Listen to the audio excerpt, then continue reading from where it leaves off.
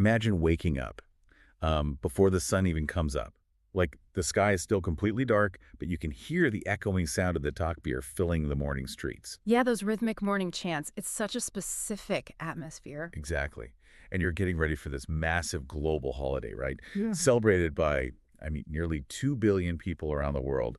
So there's the rustle of kids wearing their brand new clothes, families reuniting after months apart, and of course, those incredible rich smells of holiday food just sort of wafting through the neighborhoods. Oh, absolutely. The sensory experience of it is just overwhelming in the best way. It really is. But here's the paradox that we're digging into for today's deep dive.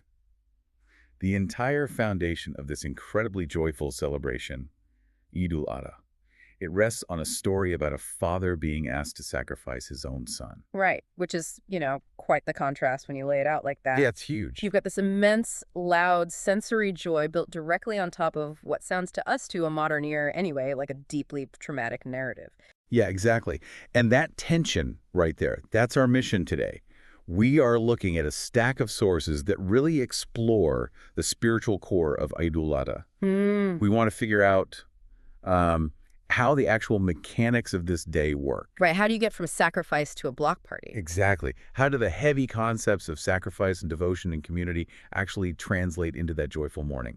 And to help us visualize something that is, largely internal and invisible, our sources point us to the artwork of a 19th century Ottoman painter named Osman Hamdi Bey. Which I think is just a brilliant lens for us to use because, we aren't just doing a historical autopsy here. The goal of these sources is to distill these ancient concepts so simply that whether you're a student trying to understand world cultures or maybe a parent trying to figure out how to teach your kids about genuine compassion. Oh, that's a big one. Right. You can actually walk away with a practical blueprint for modern daily life. So let's just jump right into that foundation then. Like we said, before the sun comes up, the day begins with those chants of devotion. And underlying all of that is the foundational story of Prophet Ibrahim. Right. And for anyone who might be unfamiliar, Ibrahim was asked as this profound, ultimate test of faith to sacrifice who was most precious to him, which was his son Ismail. But I have to be totally honest, whenever I encounter this story, my modern brain it hits a brick wall. I get that. Where exactly does the friction happen for you? It's the word itself. Yeah. Sacrifice, in our current world, we basically operate on a strict material economy, right? Yeah. Sacrifice is a zero-sum game. Okay, yeah. Like if I sacrifice my time for a project at work, I lose that hour forever.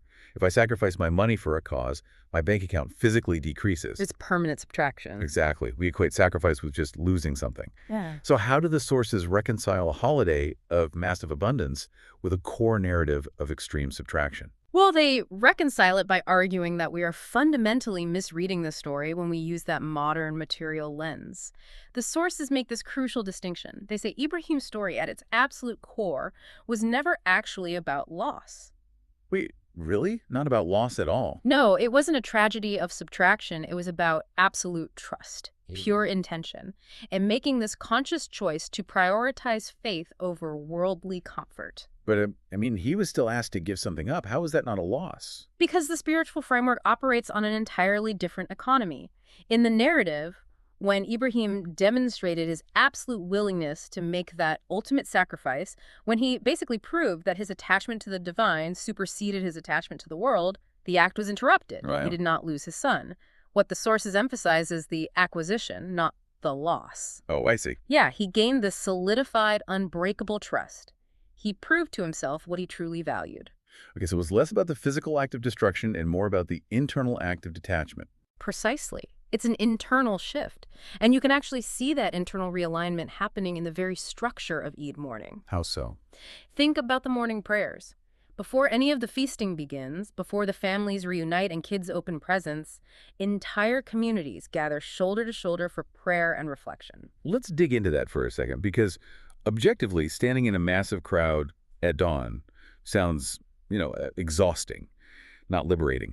What's the actual mechanism there? Like, how does standing in a giant line realign a person's intentions? Well, think about the psychology of synchronized movement and communal focus. In our daily routines, we are so hyper-individualized. Oh, absolutely. We're constantly optimizing for our own schedules, our own needs, our own egos, right?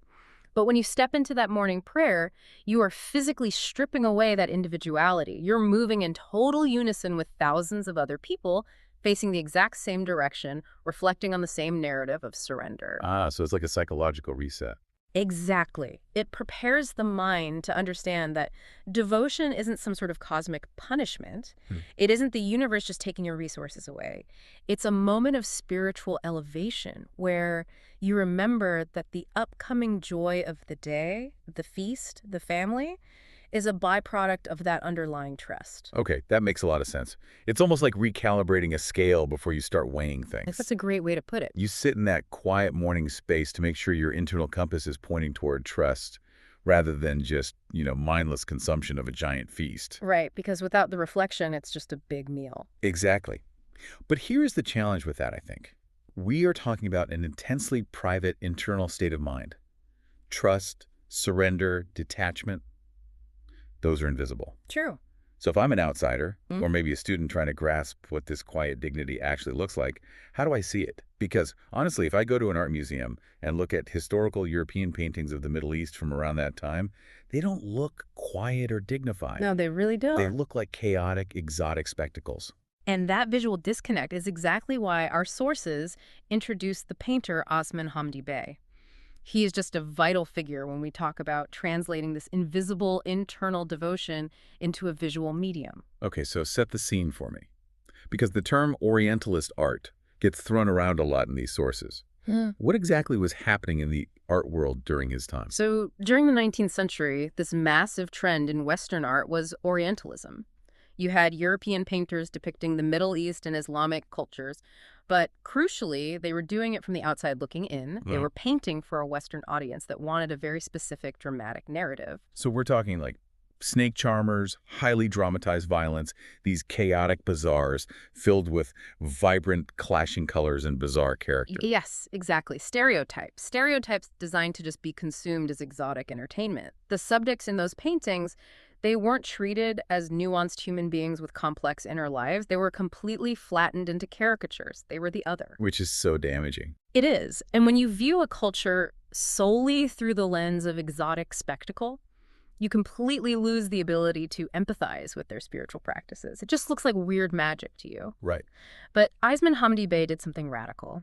He was an Ottoman intellectual, and he was painting his own culture from within. From the inside. Okay, so the sources specifically highlight his painting titled Reading the Quran. Hmm? If I'm looking at this painting right now, what am I actually seeing that those Orientalist painters got wrong? Because, we're an audio show, so I need you to paint this picture for me visually. Of course. So if you look at reading the Quran, the very first thing that strikes you is the total absence of spectacle. No snake charmers? No snake charmers, there's no chaotic background action, there are no vibrant, crazy colors designed to shock the eye. Instead, you see a solitary figure. The lighting is incredibly soft and natural, filtering into this quiet architectural space with very intricate, realistic, geometric tile work. Man, it sounds incredibly grounded. It is profoundly grounded. And the posture of the subject is just crucial here. They aren't performing for the viewer. They aren't striking some dramatic theatrical pose.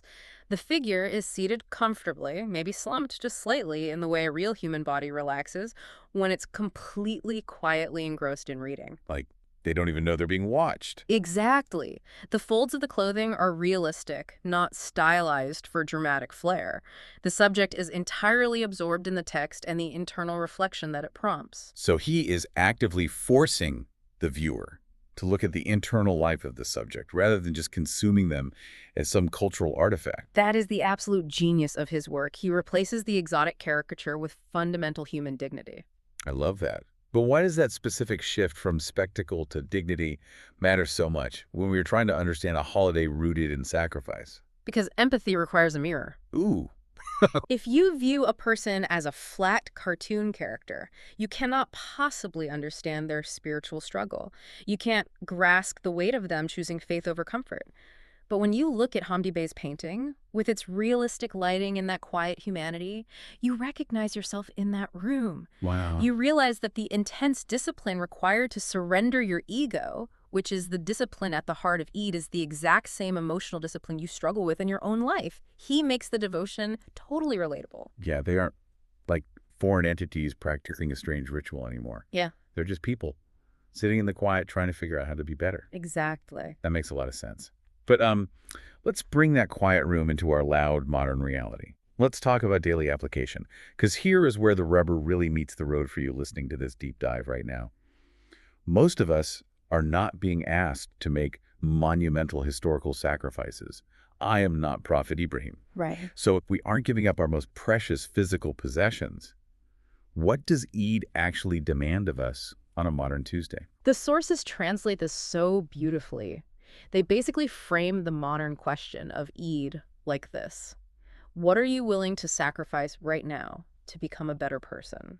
And the answers they provide are entirely internal. Meaning, it's not about giving up my car or my bank account. It's about giving up pieces of myself. Precisely. Are you willing to sacrifice your pride? Can you give up your selfishness?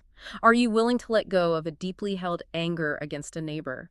Can you sacrifice your greed? It is this profound pivot from the physical offering to the psychological offering. You are sacrificing the ego.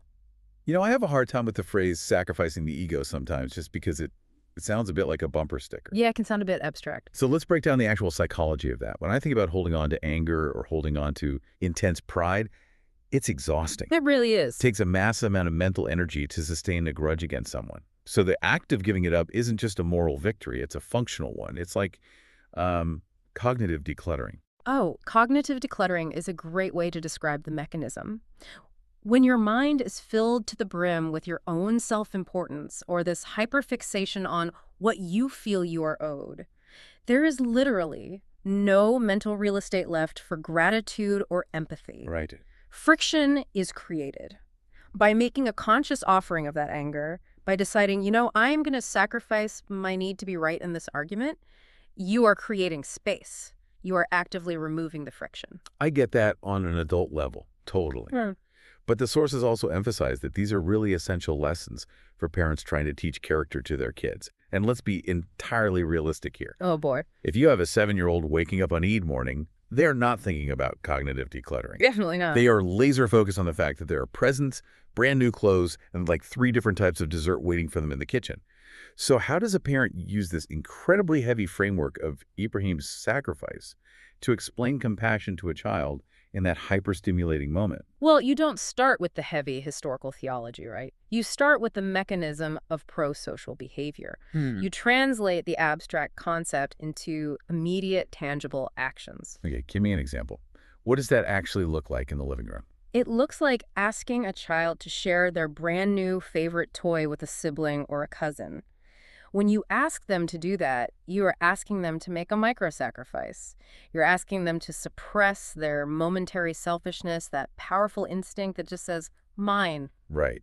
And initially, the child feels that friction. It feels like a massive loss. Exactly, because to a kid, giving up the toy for 10 minutes feels like the end of the world. It really does. So how do you get past that? This is where the parent guides the lesson. You wait for the psychological payoff. When the child finally hands the toy over and they see the other child smile, they experience a very real neurological shift. The brain actually rewards pro-social behavior. Yeah, they feel a sense of warmth and connection. So the parent then steps in and frames that feeling. You explain to the child that shedding their selfishness was the actual key that unlocked that shared happiness. You teach them that true, enduring joy is an internal state created by giving rather than an external state created by hoarding. Wow. So you are basically rewiring their definition of a reward. Yeah. The joy of a holiday isn't the dessert that just happens to be given to them. The joy is the connection they actively engineered by giving up the mine instinct. They get to experience ours. And that transition from mine to ours is the absolute engine of the entire holiday, which leads us to perhaps the most fascinating part of the sources, the ripple effect. Yes. Let's talk about the paradox of Eid Day, because as we mapped out, you start the morning looking completely inward. You're standing in the quiet of the morning prayer, you are reflecting on your own flaws, you're actively analyzing your ego and trying to sacrifice your pride. It's deeply insular. Super insular. But by 3 o'clock in the afternoon, the day has completely inverted. You are looking entirely outward. You're hosting massive feasts, feeding neighbors, and interacting with the entire community. How does that intense internal focus transform into a giant block party? Because the internal focus is the prerequisite for the outward action. Let's go back to your analogy of cognitive decluttering. Okay. When you spend the morning systematically stripping away the ego, you are dismantling the barriers that separate you from the people around you. Oh, I see. If the ego's a wall, the morning prayer is essentially taking a sledgehammer to it. Precisely. And once that wall is down, you realize a profound truth. You are not an isolated island. You are part of an interconnected web. And when you realize that, your resources become collective. If your wall is down, your neighbor's hunger becomes your hunger. But crucially, your neighbor's joy also becomes your joy. The sources describe the true masterpiece of Eid, not as the ancient tradition itself, but as the tangible, local kindness that erupts from it. Yeah, and look at how this is depicted historically. The most masterful artistic depictions of Eid. They don't just show people praying in isolation. And they don't show a single family quietly eating a private meal. They show the kinetic energy of a community in motion. Right. They show extended families bridging old divides over a shared table. They show food being physically carried from one house to another. They show local communities becoming tangibly, measurably stronger. It's the deliberate outward expansion of joy. Because, if joy is just contained within your own house, it has a strict limit. Right. There's only so much food you can eat. There's only so much happiness you can derive from a new outfit. The individual capacity for joy just runs out. But when you push it outward, when you share the feast with someone outside your immediate circle, you essentially hack the system. You really do. The joy becomes larger than yourselves because it is no longer reliant on just your individual circumstances. It's sustained by the collective. When one person's energy dips, the shared energy of the neighborhood carries them. It's an ancient psychological and spiritual technology designed specifically to maintain human connection in a world that constantly tries to pull us apart. It almost feels like Osman Hamdi Bey's paintings stepping out of the frame and coming to life in real time. The quiet dignity and internal devotion he painted, they aren't just historical artifacts to be admired in a museum.